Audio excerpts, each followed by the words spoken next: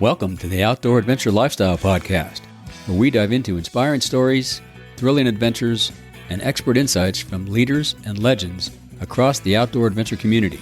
Whether you're an avid hiker, passionate camper, or adventure traveler, each episode brings you up close and personal with guests who've lived it, explored it, and made it their mission to share their experiences with you.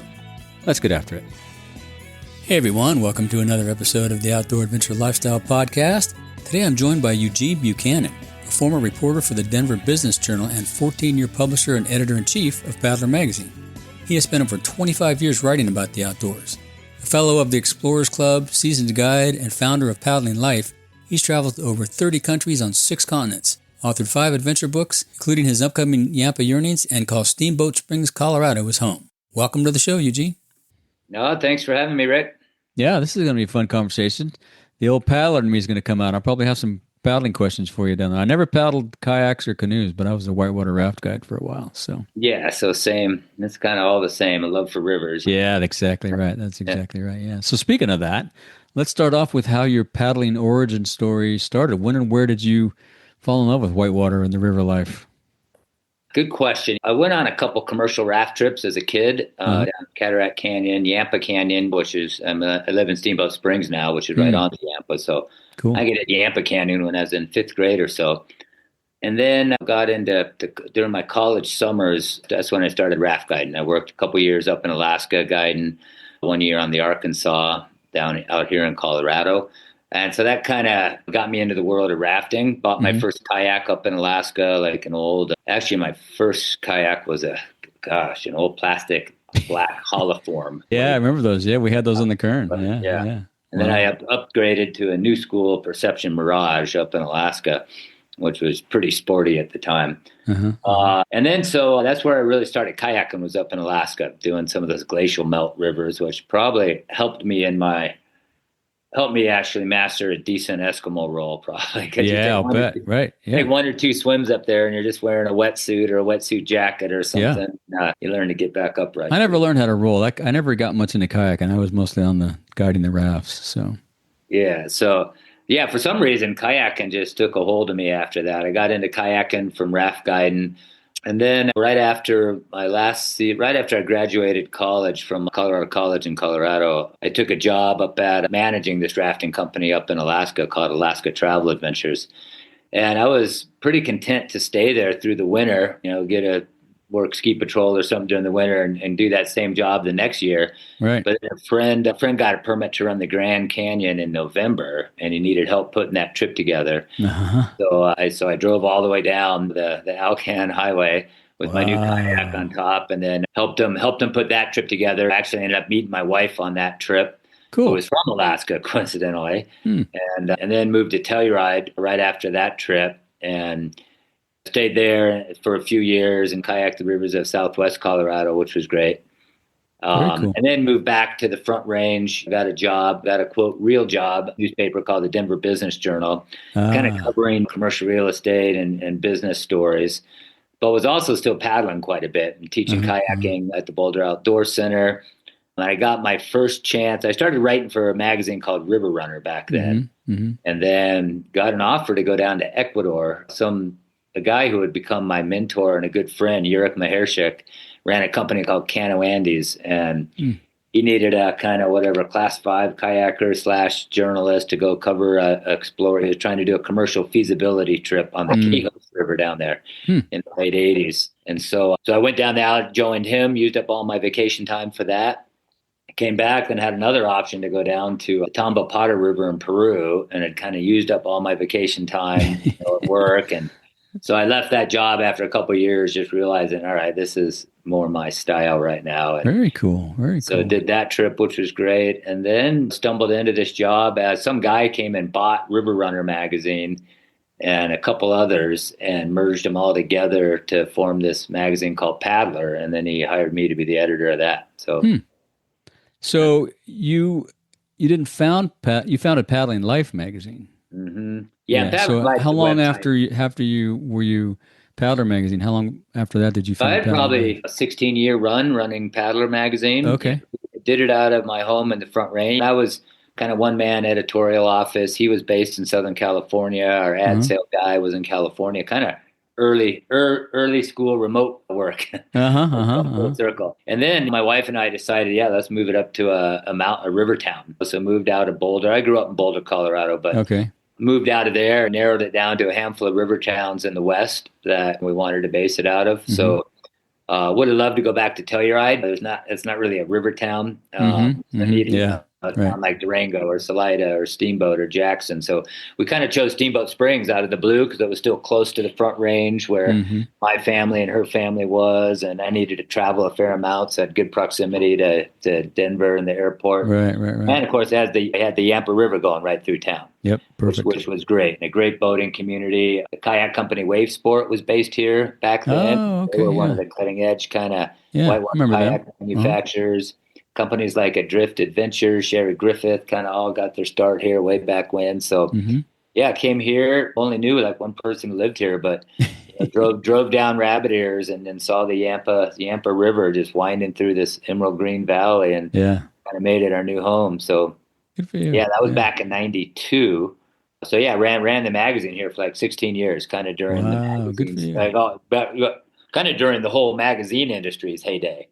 Yep, good time to be in it, I guess, right? I mean, that was before the internet, before consolidation and all these niche industries, before companies started kind of creating their own content, before Google and Facebook were competing for ads and that sort of thing. So the heyday of the mag business too, and all the niche sports out there had great magazines. There was like Backpacker, Outside, Powder, exactly, all of those. And a lot of it in the climbing industry, there's Rock and Ice and climbing, and we were pretty analogous to that. Paddler had two magazines, or the paddling industry had two main magazines: Canoe and Kayak magazine, Paddler, and then the climbing world had Climbing and Rock and Ice as the big two. So that was it. That was it. Yeah, I lived in Kernville, Rivertown, for a while. I guided on the Kern, so I lived there for. That's a great river town. That's a great river town, great rivers. We started a business there, Mountain River Adventures, which is still there today. John Saloni's still running it. We did mountain bike trips and rafting trips and all that kinds of stuff. So there's so much fun living in river towns.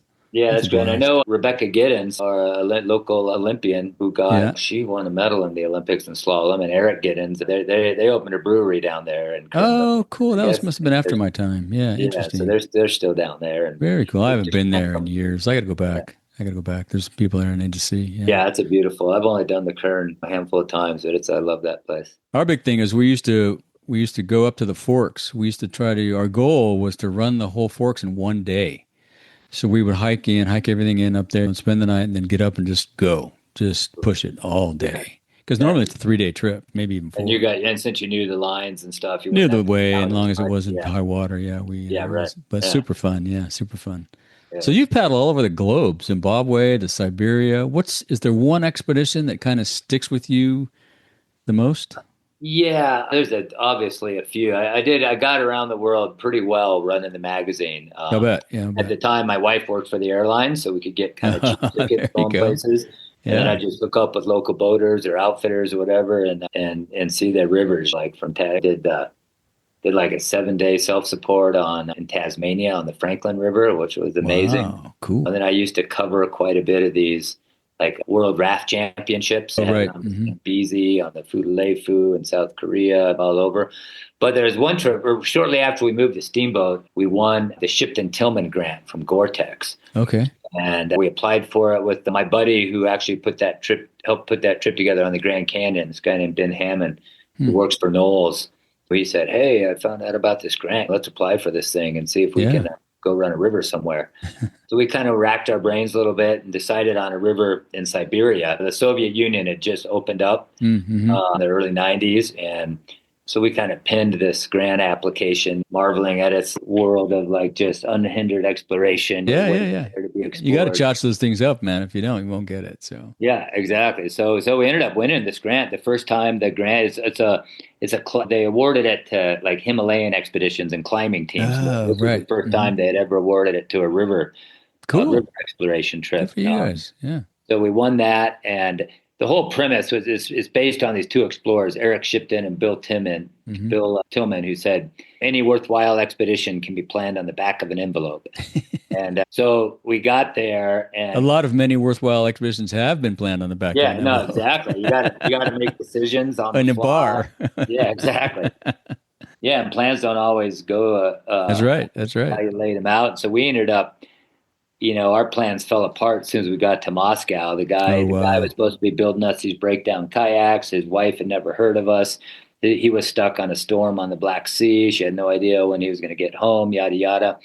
Meanwhile, we had this band of Latvians that were trying to tell us, why you go Kalar River? Come with us on Bashkaus, on Strong River. We ended up joining this band of Latvians, which we had no clue about, on the Bashkaus, which was like a 27-day self-support trip down this river in far Siberia on homemade equipment. I mean, they make their rafts out of germ warfare suits, their life jackets out of soccer balls.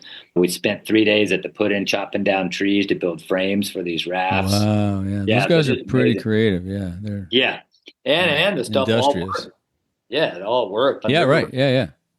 River running over there has kind of evolved like Australian wildlife, just completely on its own, kind of free of outside influences. So yeah. So that was just an amazing trip that still stands out, and it was the river kind of bonded all of us, and dissolved all cultural barriers. We realized, hey, we're all river runners trying to get down this thing together. Yep. And there's language barriers, but we were able to work through them because the common language of the river kind of superseded all. So I got to go on a trip on the Carnally, and same kind of thing happened. It was with, I think it was with Sobek. Remember David Ripley? Mm-hmm. Yeah. He was part of that group, and we were sitting in the back of in Kathmandu having the pre-trip meeting, and the guides, you could tell the guides were kind of the cowboy type guides that run those rivers, right? And these guys were talking, you won't need your jacket, you won't need this, you won't need that, it's hot over there. And David and I are looking at each other going, yeah, bullshit. So we had everything. And sure enough, it was a 2-day walk to the put-in, got to the put-in, spent the night, we're going to spend one more night, and then we're going to head down the river, and it started raining. So, and nobody had rain gear, nobody had anything. So it turned out to be quite the epic. The river came way up, and it was wild. So those trips can get out of control in a hurry. Oh, yeah. And those guys, and in that era, I mean, Sobek and Richard Bangs, he's been one of my mentors forever. Mm-hmm. Yeah, great guy. Yeah. He's done so much. I just got done reading his book, right? The Art of Living Dangerously. Yeah, great book. Great book. His kind of memoir of all his exploits. He's been on the show a couple of times, I think. Has he? Yeah. No, that's great. Yeah, he's doing some great stuff. Yeah. So what do you think changed the most in the paddling world since you first got into it? Was it gear, culture, access? It's a good question. As a sport, like all sports, whether it's surfing, climbing, skiing, I mean, you look at fat skis coming to the ski world, right? That has changed that game. Yep. For kayaking, planing hulls got invented in the mid-90s, and that kind of changed the game.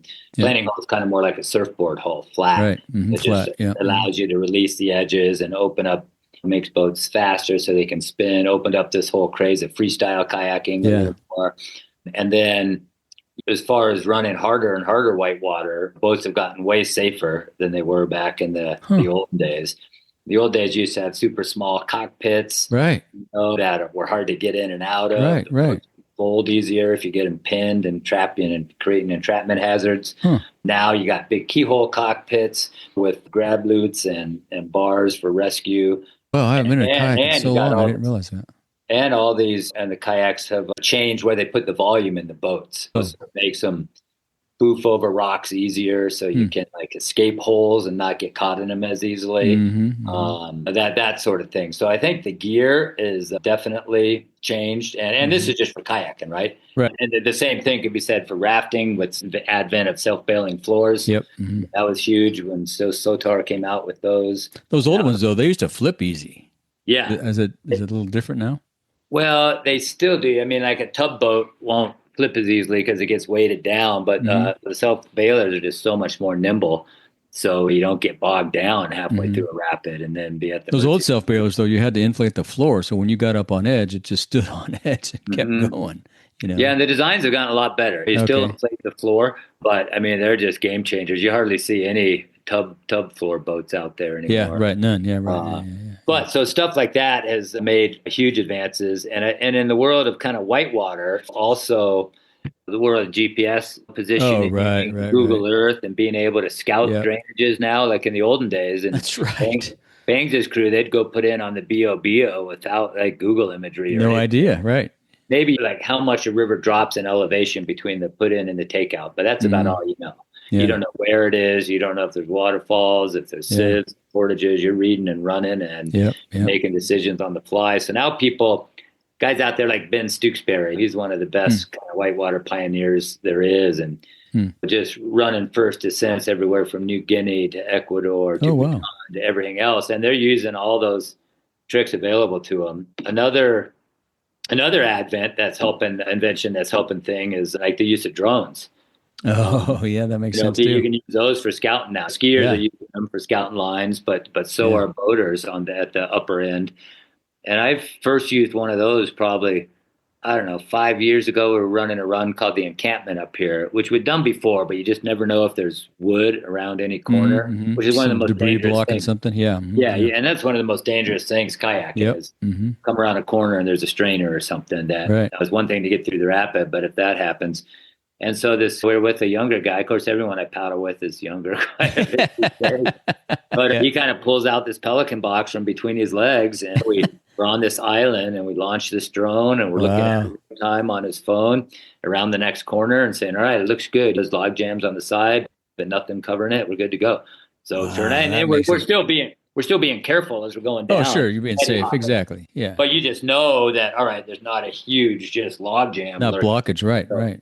Yeah. So people are using that quite a bit and trying to, nothing replaces scouting, getting out and scouting it for your own eyes and stuff, but at least it's a good macro perspective. So, wow, I didn't think of that. That's interesting. Yeah. So all that stuff is making it easier and easier to go explore these unknown waterways, and which you have to do it now because, let's face it, most of the main rivers, a lot of them have been run out there now, right? You got to go more and more. Most everything's been run. Or you can go way in the Himalayas or the Andes or whatever, get these, or the jungles and find these ones. But a lot of the easy picking ones have been picked already. Yeah, so. Interesting. Well, that makes it more of an adventure, right? Yeah. Yeah. No, that's great. And the adventure is still out there. All this stuff.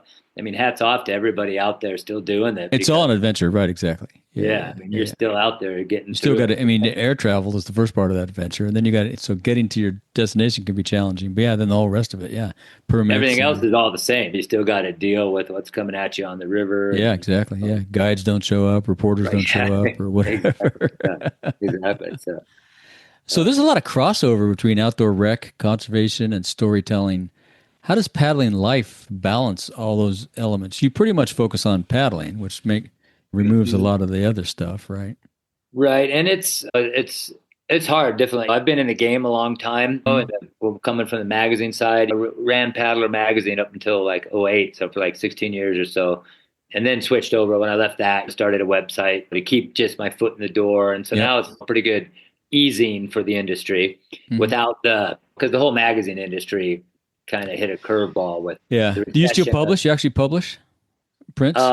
We don't publish print now with Paddler Life, but Paddler was print and web up until it folded finally, I think in 2010, a couple years after I left. But the writing was on the wall, just on the whole magazine market back then for all these niche sports. Still you're seeing it all along for Paddler. We were covering all the disciplines: sea kayaking, canoeing, rafting, whitewater kayaking. That was the big four. Yeah. And then SUPs got into the equation right in the early 2000s or whatever. So now supping is a pretty big component as well. Yeah. And so we do that same with Paddling Life. We'll cover all five of those disciplines. But also we try to run a smattering of gear stories, destination pieces, news, people profiles, that sort of thing. One of the unfortunate things, I think, from the demise of the magazine industry is kind of the loss of all this long form narrative. Yeah. That like Outside Magazine used to specialize in. I used to love reading stories by Tim Cahill and and all these guys. Yeah. And it's kind of disappearing now that, Outside, I don't even know if how many prints they're doing, maybe one or two. Well, and everybody seems to be on the go more, right? I don't know whether that's they don't have time, but it seems like a lot of us can't take time to read those long stories, or we have to do it over a couple of days or a long plane ride because it's just or you're listening or listen to them, right? Yeah, Audible, exactly. right? Or podcast, But I used to love that. I used to devour stories like that growing up. And those guys are incredible writers. And I'll still do that with books and stuff, but you're just not seeing that as much in the magazine world. And of course, as a website, people certainly, if they're not reading it in print, they're not reading a long form web. It's more digestible, smaller news hits. We try not to get in the clickbait game like a lot of these other websites are doing. Yeah. And we cover, we'll sway over into different disciplines every once in a while, like supping, supping a different discipline because you're using a paddle basically, right? Yeah. But surfing, pack rafting is another. Pack rafting's getting big. New category that's exploding with companies like Alpaca out there. And those things are opening up. I mean, people are doing first ascents and those all over. They're doing some incredible adventures in that. I had, I forget what company it was, but this is a bunch of episodes ago. They came on the show and talked about the whole pack raft industry. They were And now Alpaca has these cargo flies, which has a zipper in the hull. Oh, wow. Unzip it, and that's where you store all your gear. Oh, wow. Okay. And I tested it out. When they first came out with it, I went with the president of the company, Thor. They're down in Maine Coast now. They used to be based in Alaska, and they moved to Colorado maybe a decade ago. I think that's who I had on the show. Yeah. And they're awesome. So you get down. We hiked into the Black Canyon of the Gunny below the last Class 5 and did like a 4-day trip with salmon to catch the salmon fly hatch for fishing. Cool. Perfect. You run in Class 4, and then you just put your gear inside the tubes, so it's not like up on the surface, and it's all just contained in there. It keeps your lower center of gravity. It's I keep wondering when that technology might come to the rafting world. Yeah, right. Makes sense. Like these big trips on the Grand and all that. You can get a lot more gear in there too. You can carry a lot more. Low center of gravity and all that. But the problem with it is, you're deflating your boat every camp. Yeah, but they have these fancy pumps now and things. Yeah, you could do these electric pumps and stuff. Yeah, solar powered pump probably. I haven't seen one. I'm sure they exist. So anyways, that's just another illustration of how gear is changing. That's incredible. That's the one thing you can count on. That's it, and I think it's a good thing. It's pretty cool to see the new gear. I mean, I've always been a gear hound. And I love it. I love seeing it. I still keep my fingers on the pulse of kind of what's coming out there. So it's like drop stitch. Right. Yeah. Material that's in subs. Yep. Adding that rigidity. I mean, they're making boats out of that stuff. Some companies are using that in their floors. Wow. I mean, it's kind of heavier because you have all those threads in there, but the game changer as well. So I bet. Yeah. So what advice would you give someone looking to take their paddling from weekend warrior to expedition level? Any common mistakes to avoid? Do your research, for one. And it depends. The definition of an expedition varies for everybody, right? You could be going up and doing a trip that's an expedition for you, even though it's been done. It could be a weekend expedition for some people. Yeah, exactly. It's been done by other boaters, not necessarily a first ascent or anything. But, I'd say one of the key things is, one, don't overestimate your abilities. Like if you're going up to the Clark's Fork up in Wyoming, which is just this classic 3-day Class 5 badge of courage. If you're not in shape and a good enough boater, don't go do that trip. Pick something a little easier, because there's rivers out there of all levels for all walks. That's good advice. Class 1 up to Class 6. So don't go bite off more than you can chew, because especially if you're on an expedition like that, you're usually out in the wilderness, out in the sticks. You're committed at some point. Yeah. Yeah. And there's not a whole lot of chance for rescue. Although, then back to gear real quick. I mean, that's one thing that's changed too, is with just SOS and all these reach devices and all these things. Just being able to use that stuff and call for help to get out. I mean, over in Bangs' day, they never had any of that available. Nobody's coming. Exactly. So ideally don't get into that situation.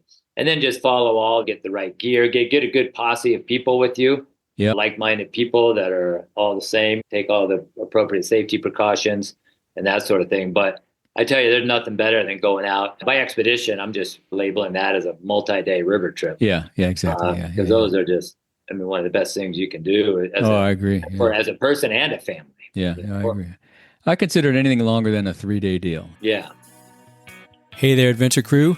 Just a quick break to let you know you can be a part of the Outdoor Adventures Lifestyle Podcast in a big way. Each week, over 4,000 outdoor lovers, campers, hikers, and adventure travelers listen to the show. It's not a Joe Rogan-sized audience, but it's the right audience for you. You can talk about your brand, product, outdoor destination, or a new project launching soon. You could be in their ear holes every week. If you've got something our audience needs to hear about, let's talk. It's a great way to connect with our active outdoor adventure followers who live for the outdoors just like we do. Drop me an email, rick@ricksays.com. Let's team up and get your brand, product, destination, or new project in front of your people today. Now let's get back to the show. How about one of the gnarliest or most unexpected situations you ever faced on the river? What was it, and how did it change you? Yeah, I've had a lot of them, of course. Hard to nail down one, I know. A lot of them on that Russia trip, of course. But I'll let you listeners. You can get that book on Amazon or anywhere. There you go. Perfect. We'll link to that in the show notes. Yeah, you can get that yourself. There was one trip I did down in Colombia in South America, where I went down with an outfitter who was trying to look at the commercial feasibility of a couple runs down there. Seems I've been on a lot of trips like that where you tag along with someone who's assessing the commercial feasibility of something. Yep, I was on one of those on the Carnally, and it was epic. Yeah, exactly. And these guys were looking, hey, maybe they're like, maybe we can offer this as a trip to people, but they want to get some data on it. Yeah. So we were in Colombia doing one of those, and one of the rivers we were looking at flooded. So we came up with a plan B that day. This river called the Rio Negro. And I've heard of that. And so we went down there with the outfitter, had a couple of rafts. There's 3 of us in kayaks and I think 3 paddle rafts. And we had as much beta on it as we could, that it was class 3, 4, maybe one harder part that we could get out and look. And so we were eddied out under these orange trees with bright. I remember still picking the oranges and eating them. I was like, oh, this is great. Cool. Yeah. And this raft passed us and couldn't catch the eddy and kind of disappeared over a horizon line. And then we could just see it tilt up and flip. Oh, no. Oh, no. All right. So then we peeled out of our kayaks and gave chase and picked up, there was like 5 or 6 paddlers on us. So they were just swimming everywhere. Wow. Rescued who we could. Some of them had washed up on rocks. And this was kind of a class 5 rapid in the middle of the Colombian jungle. Wow. And finally, everyone is accounted for except one guy, this Colombian, and he was the manager of the company, this guy named Jorge. And finally, we found him washed up in the middle of the river down shore on these rocks. And one of my other kayakers, who was a doctor, went out first, went there, and then I came behind him and I saw him out of his boat giving CPR. Oh, no. And I helped, and we did that for another like hour or so on the guy. And then he said, hey guys, we've tried everything we can. And we're in the middle of the river, middle of a class 5. It's getting dark in the jungle, and we got to get out of there. Right. Now you got to get him out. We got to still hike up like a mile to the put in. I'd given my shoes to one of the passengers. Oh boy. He could like get out. And so I was barefoot and so we paddled to shore, hiked up in the dark, and we had to leave his body there, tie it down did you? with ropes, because we couldn't get it out ourselves. And we had to come back, tied it down with ropes in case the river rose and it wouldn't disappear. So that was day 1 of our trip down there. Oh my God. We still went on to go run like 4 or 5 other rivers on this whole trip. And that was day 1. I'm just that'd be a tough trip. Yeah. And then the rest of the rivers all turned out great. Some hard, some easier. And so this was just a case of not knowing what was down there, like not everyone in the party being on the same page about a protocol for running these drops. I mean, these guys kind of, and they were he was the manager of the company. So kind of, so he just went ahead. Yeah. But yeah, so as far as what we learned from that, just get as much information about the run ahead of time as you can. Know where know where the big stuff is. Because when you're on a river like that, it's all horizon liney. And so you don't know, you can't get out and scout everything. Because a lot of the horizon lines are runnable, right? 3 or 4 has a horizon line. Yeah. That'll stick with you, man. Yeah. Yeah, that's. I did, and then I did another trip with this guy Uric down on the Colca Canyon of Peru, which is like the world's deepest gorge. It's like 14,000 feet on one side, 11,000 feet deep on the other. And this guy Uric, they ran the first descent of it back in the 80s of Colca Canyon with a group of Polish guys that came over. There's a great movie that just came out on it. It's called Godspeed Los Polacos. Okay. So yeah, we'll link to that in the show notes too. And so it's streaming. I forget what it's streaming on, but you can Google it and find It's a great river running movie. So these guys ran like 23 first descents throughout Central and South America, culminating with the Colca in Peru. And then, but the top 15 miles had never been run. It's called the Cruz del Condor. So he got in touch with me saying, Eugene, we go down to go top Cruz del Condor section. You must come with us. But it's the final feather in the cap. And so that was back in 2008. And they were treating it more like a canyoneering trip because it's too steep. We were losing like 3,000 vertical feet in 15 miles. Wow. So they were going to canyoneer it, sort of rappelling. Yep. Mm-hmm. They sent me a picture or two, and I said, well, I'd rather be in my kayak for a lot of that stuff. So I managed to ship a kayak down. Then meanwhile, I got a job with NBC working the Olympics in Beijing, helping the announcers over there for the paddling events. So I told Yurik, I'm not going to be able to go. I'm going to do this Olympic gig for NBC. He called me back a few weeks later, said, Eugene, we pushed trip back for you. You figured out how to go. We figured out, we push it back. You still go. You fly straight from Beijing to Peru, but you must sleep on the plane. So I ran that by my wife and told him, hey, honey, Yurik wants me to go meet him down there now after this Beijing thing. So I was gone from home. Like we had two girls here. Oh, wow. Gone for 6 or 7 weeks, but flew straight from Beijing to San Fran to Lima to Arequipa, where someone picked me up, drove to the rim of this cliff where ropes. Did you get any sleep on the plane? No, hardly at all.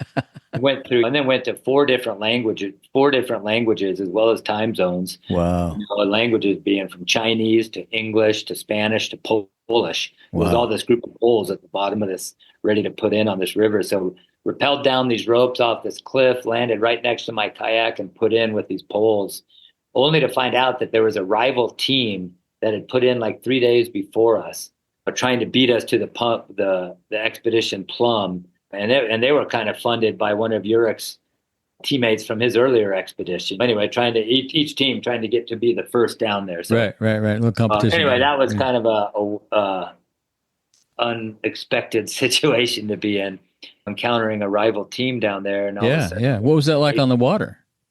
I mean, we had a couple pack rafts with us. We had a kayak, and then, I mean, were you leapfrogging each other on the river? How? We finally caught them like on day 5 or 6. They were ahead of us the whole time, and we were trying to catch them. Mm-hmm. We finally passed them, and then we kind of became one. Okay. We kind of put our differences, just like in Russia, we put our differences aside and realized down there, hey, we got to work together to survive this thing. And then we ran out of food. By now, it was like day 7. We thought it would only take us 4 days. We're out of food. We'd only made it 1,200 of the 3,000 vert. So there was still holy cow, half the river left in front of us. So I ended up writing another book on that one too, called Comrades on the Kolka. Oh, cool! As a follow-up to Brothers on the Boschkaus, because we'll link to that one too. Yeah. Cool, so, anyways, that was another unexpected situation I found myself in. I can't imagine. That's wild. So, what's your take on the current state of river access in the U.S.? Rivers are under a lot of pressure, obviously, climate change, dam removal, just, people, more and more people getting in there doing their thing on the rivers. Yeah, they certainly are. Climate change is the biggie for sure. Yeah. And we're experiencing that here in Steamboat. I mean, right now there's fires raging all around. Right. Drought year in Colorado. So the Yampa is like down to like 80 CFS or something. Wow. And all the debris and stuff. Yeah, in a lot of years like this, the city will technically close the river, the town stretching of the river for the fish if the dissolved oxygen levels get too low. Yeah. So we're seeing that plight here as well. And for a lot of it, for all the private landowner issues out there, it is getting better. You got groups out there fighting for access issues like American Whitewater. I mean, they're doing a great job working for releases everywhere throughout the country, working with landowners to get access. Oh, that's good to know. And we're also entering kind of an unprecedented era of dam removel, which is opening up rivers all over the place. Yeah, it's interesting. Case in point is the Klamath River up in California. Yeah. I had Haley on the show a while back. Yeah, awesome. Yeah, so. And I got a handful of buddies that went out and did source to seas on the Klamath this year for the first time since the first dam went in. They decommissioned and got rid of 4 dams there. Russ Sturgis is making a Tribal Waters, it's called, video series on it. Oh, cool. And took a bunch of indigenous youth down it, all 300 miles, source to sea. Right on. Which is just amazing. So, and there's dams coming down all over the country. And a lot of companies like Recreation Engineering and Planning and others, they're going in and removing these dams and putting in whitewater features. Oh, cool. Because there used to be these dams that would be dangerous, recirculating hydraulics that killed people. And then they take those out, they kind of grade it, give it a smoother gradient, put in man-made waves. So all of a sudden, they're turning these into amenities like whitewater parks that are becoming hotbeds of their community. And that's happening all over the country, which is great. Oh, I hadn't heard that. I bet that's quite a draw for the community. Oh, yeah. Colorado, Golden in Colorado had one of the first ones way back in like 1996. Steamboat, we have a couple here. You look at Salida, Montrose, Pueblo just put in one. And then, of course, you have all these whitewater parks, these recirculated whitewater parks, like in North Carolina, and Montgomery, Alabama just put one in. Yeah. Oklahoma City has one. That's where the Olympics are held now. So even though they be in LA, they're holding the whitewater events in Oklahoma City, where they have a controlled environment. You can count on water being there, that sort of thing. But a lot of the Olympics of late are all building these whitewater courses. Interesting. It's just too difficult an environment to control otherwise. I guess that makes sense for the Olympics, right? There's got a little bit of some liability there. Yeah, you gotta think about the viability of them financially. After you put all this money, some of them cost. I'm sure there are millions of dollars. 10, 20, 30, $40 million and more to make. And then how do they recoup that afterwards? They try to open them up to rafting operations in the public and that sort of thing. So that makes sense. London built one, Greece built one, Australia built one, China built one. It's a business.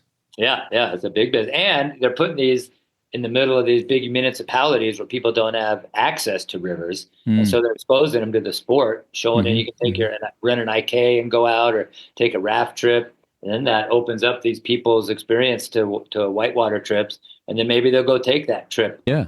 On the Chattooga or the Arkansas or next time they're traveling with their family. Yeah, and then wherever. Yeah, become preservation and conservationists and think more about helping save these areas. So yeah, very cool. So you've written a few books, a couple books anyway, like Brothers on the Back Shoes. Did I say that right? Yeah, Boschkaus. Yeah. I knew I'd blow it. I probably don't say it right either. Brothers on the Boschkaus. Tell us a little about your new book coming out called Yampa Yearnings. That sounds interesting. So that one's going to come out in a couple months. It's what I've been working on, passion project for the last few years. Cool. I got the idea for it kind of reading an author named David James Duncan, who wrote The River Why. And Brothers. Great book. Great writer. And he wrote a book, My Story is Told Through Water, about him growing up on these trout streams of Montana and Oregon and all the plights that their fish are facing from mines and that sort of thing. And that got me thinking, man, I should do something like that for the Yampa. I've been living along the banks of the Yampa now for 30 years. Wow, and it's billed as the last remaining free-flowing tributary to the Colorado River system. And the main caveat there is that retains its natural hydrograph. I mean, it does have a couple dams on its very most upper headwater reaches, but the majority of its tributaries all pour in below those. And so down by where it dumps into the green in Dinosaur National Monument, I mean, it gets up to 20,000 CFS a year. Wow. Which is crucial for all these endangered fish, like humpback chub, the pipe-bent minnow, all these unique riparian zones, that sort of thing. Because a lot of other rivers out there have been channeled and dammed, and they don't maintain this hydrograph. Right. That feeds this unique riparian zone. So, so it's kind of touches upon that, how I first came to be here, from when I first did that commercial trip back in 5th grade to living on its banks, running the river. And then it goes into some of the plights it's facing, the water uses from the ski area at Steamboat, pulling water for snowmaking to municipal use, to the mines and power plants downstreams, to all the ag use. I mean, 80% of the diverted water goes to agriculture. I believe it. So that's a huge lifeblood of this whole valley as well. So it's pretty fun project. Having fun with it. It'll be out in a couple of months, called Yampa Yearnings.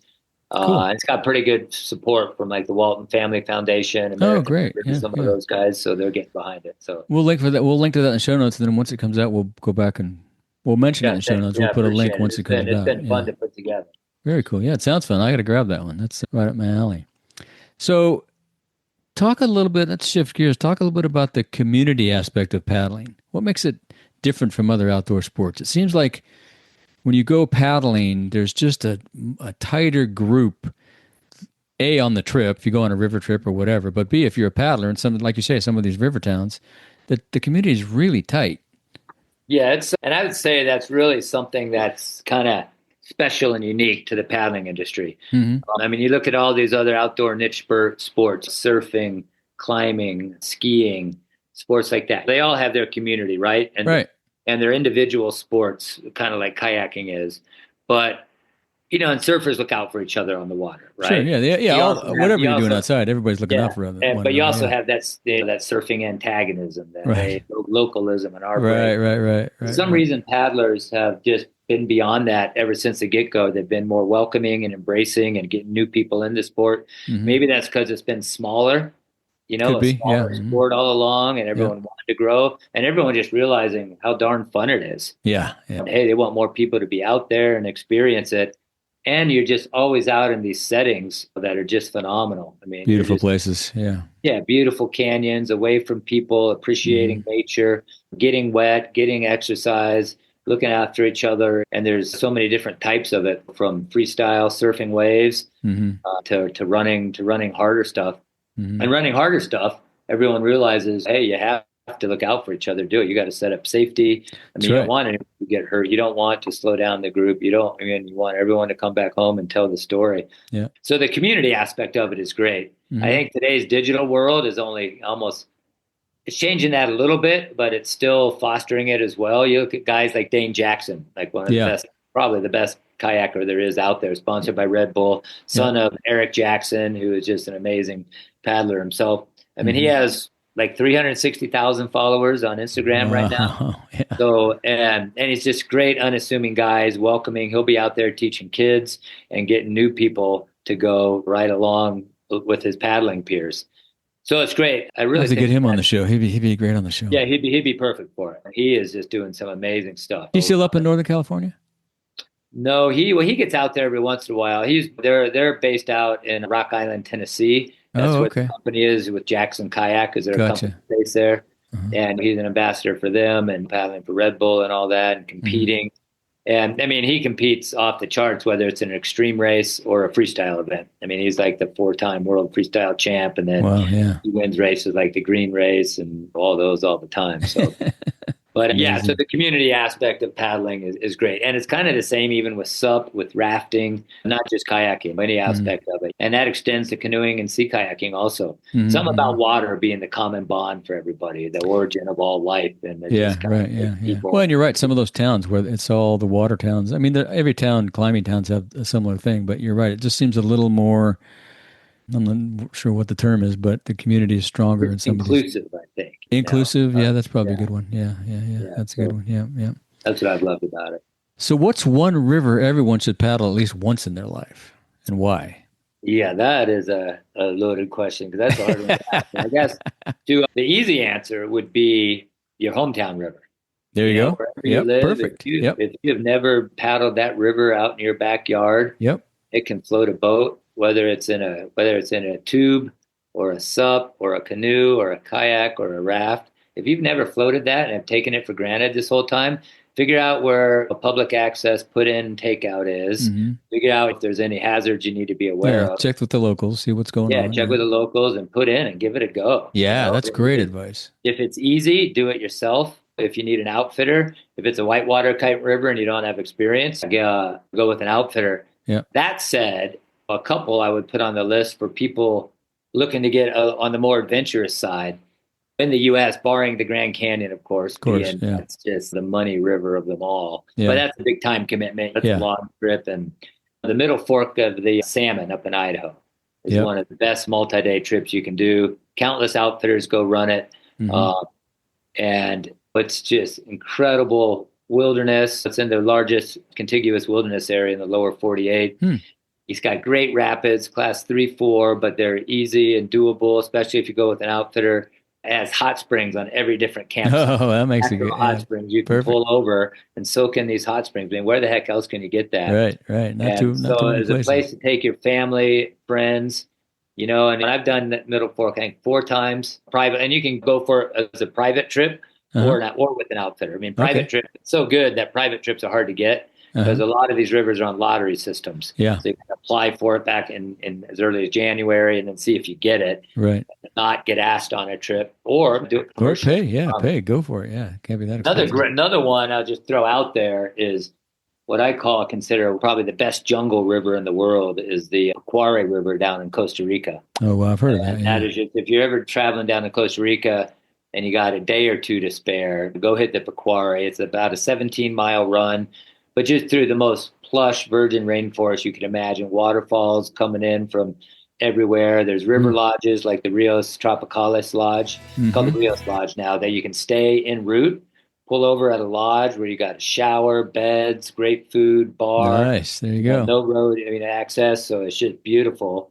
And you can do it at different levels. It's good for kids on up to families or kayakers. So yeah, that's great. I love that place down there as well. Yeah. We'll link to that in the show notes. Do you have a favorite river? That's a loaded question as well. Got to give a nod to the Yampa here because it's of course. Yeah, your backyard. Yeah. Living along its banks for 30 years and got a book coming out on it, of course. I would say a couple rise to the South Fork of the Salmon up in Idaho. That's like a 3-day class 4 or 5 self-support. So you got to carry all your own gear and you're paddling pretty stout whitewater at the same time. Yep. But it's just absolutely gorgeous. And it's under threats as well right now from mines and that sort of thing. But everyone who's ever paddled it just comes away from that saying, oh my God, that was the best river. Good. Another one I would say would be the Alsek up in Alaska. Yeah. That is just such a classic dynamic river where you're paddling along the side of glaciers. You got Mount Fairweather right near the takeout. That's 15,000 feet, and it's only like 20 miles from the ocean. Yep. So you got so much relief, 15,000 vertical feet of relief in such a small area. And that's just the type of terrain you're flowing through there. When we took off of the Alsek, the river was flowing 130,000 CFS. Wow. That's how big it is. And you're moving 13 miles an hour. Just a guy had a GPS clocking us. That was just on the flat water. Yeah. So just incredibly beautiful river. And it's got its challenges, of course. Yeah. A handful of rapids. There's some big rapids on that river. Yeah. I did the Tatshenshini up there. Yeah, but not. Yeah. Oh, you did. Yeah. So. Yeah, and Turnback Canyon was on the Alsek, so we did a heli portage around that, had a helicopter meet us to portage us around, which you can all line up if you're doing it privately. Yeah. We were in IKs, inflatable kayaks. We weren't in our whitewater kayaks. And whitewater kayakers will go run it, but it's big water class 5. So yeah, I never tackled that one. That was a big did deal. the TAT though, huh? Yeah, great trip. Yeah, I took a bunch of Eagle Creek folks. Remember Alan Bard? Did you know Alan Bard? Yeah. Yeah. He and I took a bunch of people up there from Eagle Creek. Yeah. Did you find it being spectacular? Oh man, one of the best trips of my life. Yeah, right. Yes, especially when you get to that confluence where the TAT and the Alsek join. That is one of the most magical places on the planet. Yeah. I would think. You can see like 7 or 8 different glaciers from there coming down. Every day. You wake up and it was just another new experience, a new territory. Is gorgeous and fun river. It wasn't how was your weather on that one?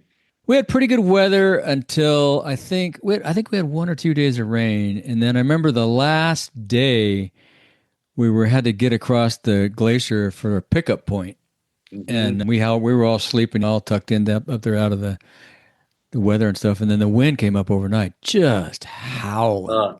So we lost some gear, and it just made our whole little walk. When we thought it was a little walk to the pickup spot, it kind of became an expedition. But at least that was towards the end. At least that was the last couple of days. Yeah. But we had a great trip. Yeah, it was fun. Oh, that's great, you guys. Yeah, I hear about that from that crowd a lot. Yeah, the Eagle Creek folks. Let's see. How about do you have a favorite book?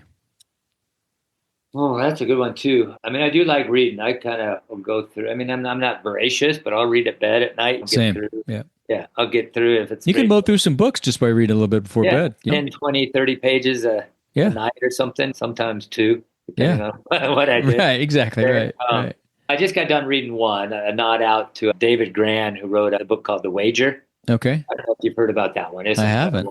About this ship expedition that takes off from England and rounds Cape Horn. I've been into these adventure reads, whether they're sailing or... That's kind of what I always read. Yeah, those and autobiographies about people that have done adventures. Yeah, so that's a great one. And David Gran's actually a paddler also. Okay. Back east. I sent him out one of my Russia books a while back, and he's a sea kayaker out there. So that's good. I just got done reading a book that just came out by this gal named Bridget Crocker called The River's Daughter. Okay. Which is great. She was a guide out on the Kern and all that. Oh, really? Zambezi. And she just came out with her kind of memoir. Which cool. Yeah, I'll look for that. Yeah, cool. And of course, I just got earlier this year, I finished Richard Bangs' book, The Art of Living Dangerous. So you like that one. Great book. But I kind of get into those adventure reads. I'll get every once in a while pulled into a novel. Peter Heller, he's a good buddy of mine. He's a buddy of mine who I've kayaked with a handful of times. And he's gotten into the fiction world of late and is just crushing it. And all of his are great. They're making a movie on one of his, The Dog Stars, now. Oh, cool. And he got a new one that just came out recently, I think a month or 2 ago. He's probably got 8 or 9 novels out. Oh, wow. We'll find out. He's a big fly fisher and boater, so he gets it, and his description is great. Yeah. If you write a book about fly fishing and boating, I'm probably going to find it at some point. Oh yeah. It's a great story. Yeah, have you read any of his? I don't think I've read any of his. No, I think one called The Guide, The River, The Painter. I did read The Guide. I read The Guide. Yeah. So he's got a couple like that and a bunch more. And it's cool. Some of them he weaves in some fictionalized plot twists, of course.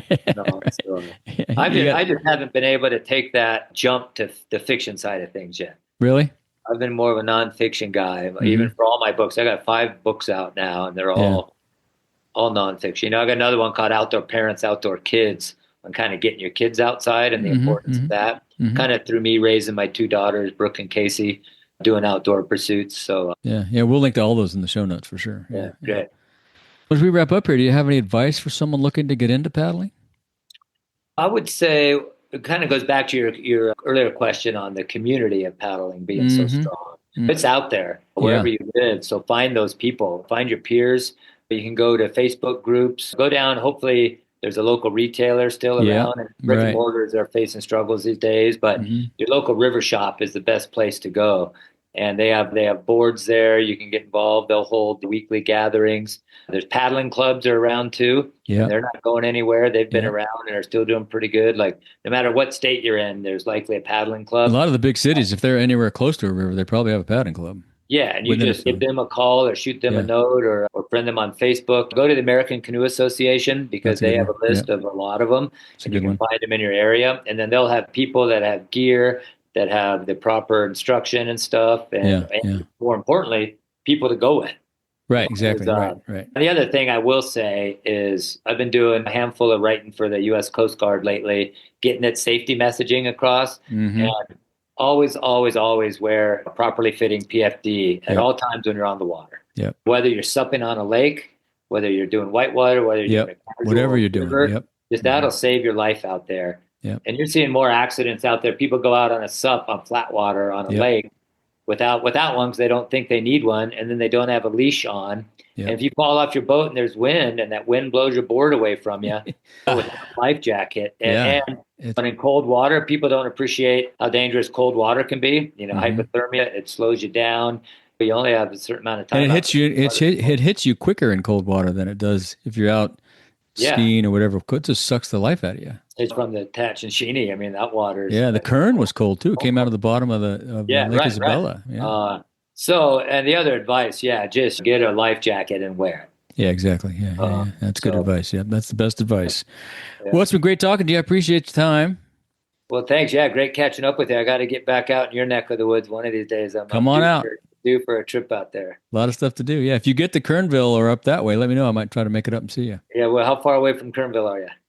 I'm probably 6 hours, maybe. Not too bad. Yeah. Oh, yeah. Maybe not that far. No, now that I'm in LA, it's probably not that far. 3, 4. Yeah. Good.